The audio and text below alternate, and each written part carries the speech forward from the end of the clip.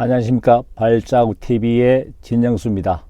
가보지 않는 길에서 살아남기. 제가 볼 때는 좀비 기업이나 자영업자나 죽을 사람, 죽을 기업은 죽고 사는 사람 살아야지 다 같이 살 수 있는 방법에 대해서 이야기할까 합니다. 은행 대출 창구 직원이 저희 사무실 들려서 커피를 마시면서 이런저런 하소연을 많이 합니다. 그 중에서 은행에서 대출 심사를 하다 보면 서류만 받아봐도 이 기업에 존속할 수 있느냐, 자영업자가 계속 할 수 있느냐는 금방 30초 동자도 알 수 있다고 합니다. 그러나 팬데믹 이후에 정부에서 중소기업과 자영업에 대출을 해주니까 너무도 당당하게 와서 은행 창구에서 큰 소리를 치더라는 겁니다. 그러면서 지금 본인 상태를 보니까 대출에서 은행 금융기관에서 다 맡겼고 카드도 돌려 막 사채 쓸 지경에 이르는데 또 대출을 해달라고 또 찾아왔으니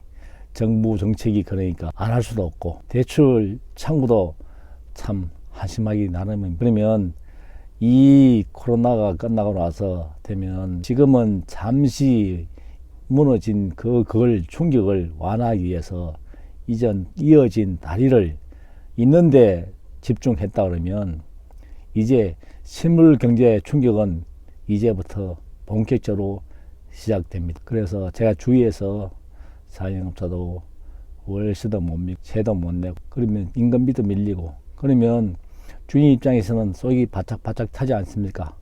은행에서 내보내려면 최소한 6개월 정도 소송을 통해서 내보내야 되는데 다 내보내자니 또 빈 가게 될까? 월너 계좌 먹기로 놔두는데 월세는 안 들어오고 임대인도 답답하지만은 이 모든 현실이 이렇게 돌아가고 있는 실정입니다. 저도 자영업을 하지만은 다 시작할 때는 내가 하면 다 잘할 것이라고 생각하지 않습니까? 그러나 저는 최악을 생각을 했습니다. 세상에 모든 위기가 와도 제가 버티고 살아남는 방법이 무엇이냐? 그때 살아남는 버티고 그러면 남으면 다음을 보기 때문에 최악을 상정했는데 제가 생각한 대로 바로 그 시점이 다가왔습니다. 그러면 중소기업이나 자영업이나 하루에 일정 매출이 일어나지 않으면 어떻게 3년, 2년 존속할 수가 있겠습니까? 매출이 일어나지 않는 그 기업이나 자영업은 도태되고 맙니다. 어떻게 보면 팬데믹 이후에 세상은 지금 세상하고는 많이 다르게 작용될 것 같습니다. 재택근무가 일상화되고 이제 현장 근무 공무원이나 군인, 경찰, 소방 공무원은 현장에서 국민들 안전과 재산을 위해서 하지만은 그 외의 직장인들은 그야말로 어차피 사업이 안 되면은 그만둘 위기에 처해 있습니다. 이러면서 자영업은 자동적으로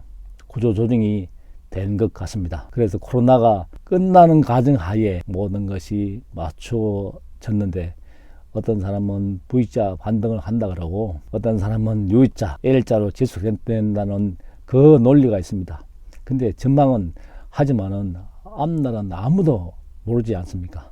그렇다면 최악을 생각해야지 살아남고 거기서 살아남아야지 새로운 기회를 보기 때문입니다. 그러면 여러분 지금 직장이 있다 그러면 내 직장에서 내 일을 보여잡고 거기서 내 하는 일이 주발해서 기업과 모든 것에 도움이 될 때 내 일자리가 존속되고 자영업자라면 하루에 일정 매출이 일어나야지 존속할 수가 있습니다. 죽을 사람은 죽고 살 사람 살아야지 또 다른 세상이 열리기 때문입니다.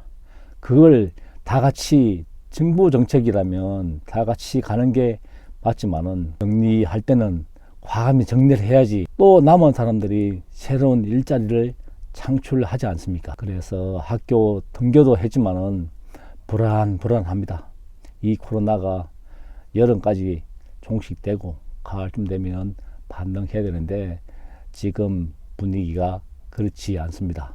그렇다면 어떻게 해야 될까요? 자영업자라면 개인 빛이 없으면 위기도 없기 때문에 개인 빛을 철저히 줄여야 되고, 빛은 언제든지 대물림되고 빛으로 인해서 큰 곤욕을 치르지 않습니까? 여러분, 빛을 줄이고 지금 현상보다는 현금을 보유하셔서 새로운 기회를 보는 오늘이고 싶습니다. 발자국 TV의 진영수입니다.